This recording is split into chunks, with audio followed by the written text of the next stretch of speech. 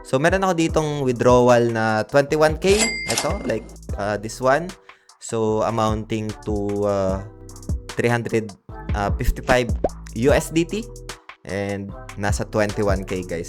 Hey guys, so mabilis ang update lang ito kung paano nga ba i-cash out yung Grass papunta sa GCash.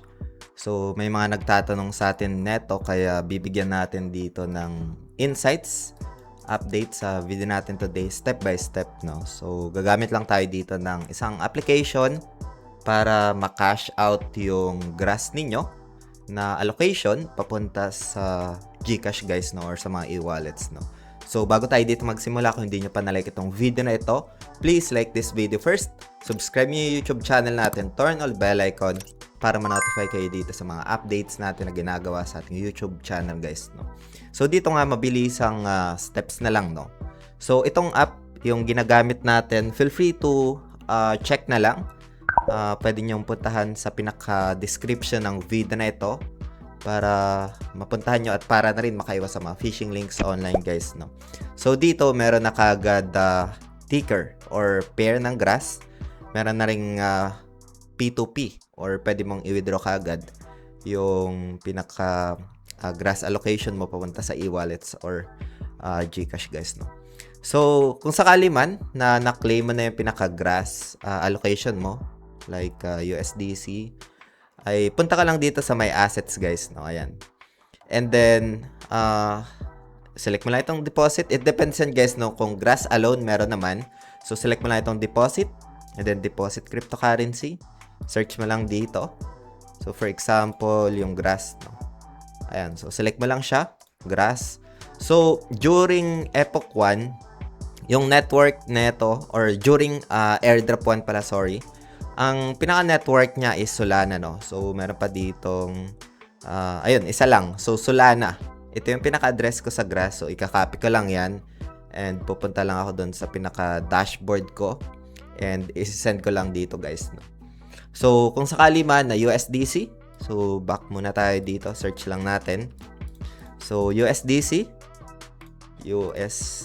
for example, karamihan dito na USDC is Solana or Base, no? So, select natin tong USDC. Hanap lang tayo dito ng network and for example, Solana. So, eto. Siselect lang natin ito and ito yung pinaka-USDC Solana address natin. Ikakopy lang natin and ipe-paste doon sa Grass dashboard natin and isi-send papunta dito, no? So, let's go back. So, assuming guys na nag-reflect na yung pinaka-Grass natin or USDC, punta lang tayo dito sa trade. Ayan. And then, dito guys, no, meron tayo ditong ticker na BTC USDT. Papalitan lang natin. Select lang natin yon. And then, for example, Grass. Ayan. Grass USDC. And then, dito guys, merong pinaka-limit. Papalitan lang natin. Gusto ko ibenta kagad. So, market. Again guys, I'm just sharing lang dito ng idea, insights, and educational for entertainment. That does not qualify as an investment or financial advice guys, no? Sana masagot ko lang yung feedbacks or questions nyo dito, no? So, pagkatapos nyan, you just need to sell lang. Magre-reflect na dito, for example, yung Grass nyo. And then, 100%. Ayan. So, pagkatapos nyan, sell Grass mo lang. Ayan. For example, sell Grass. So, if ever na na-sell mo na, balik muna tayo dito. Magkakaroon ka na dito ng USDT, no? So, since USDT yung pinaka-pairing, no? So, check natin kung meron ditong USDC. Ayan, USDC. So, merong USDT.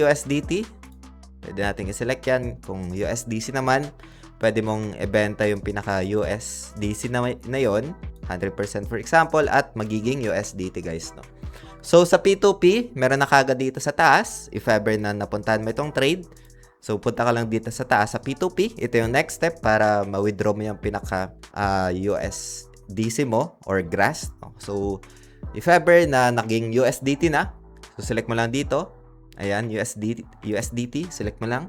And kung USDC naman, papalitan mo lang siya ng USDC. Ayan. So, punta ka lang sa my sell and then USDC. So, dito mo guys ibebenta, no? Doon sa P2P. And then, pagkatapos nyan, you can just select ng amount. Like, for example, 800 or 1K. And then, confirm. And USDC yan. i-select mo lang ito. Medyo maganda yung pinaka-stats niya, 100% completion, no? So, ganun lang. After mo ma-sell, mag-setup ka lang ng GCash mo or GoTime. It depends kung ano yung e-wallets na receiving mo, no? So, kung USDT naman na, so select mo lang ito. And then USDT. And then, pagkatapos niyan, you can just select dito ng amount muna, no? And payment method. So, usually, I do GoTime and GCash, no? So, after that, sell mo lang. Meron ako dito mga example sa order lang. Ayan. And then, dito sa may done.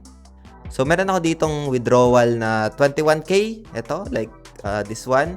So, amounting to 355 USDT. And nasa 21K, guys.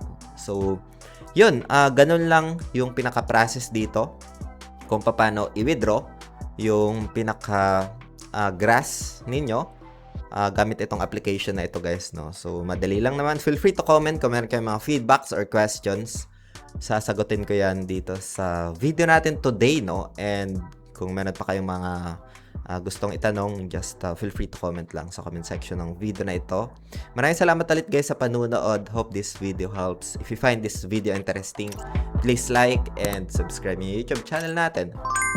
Peace out. Bye for now.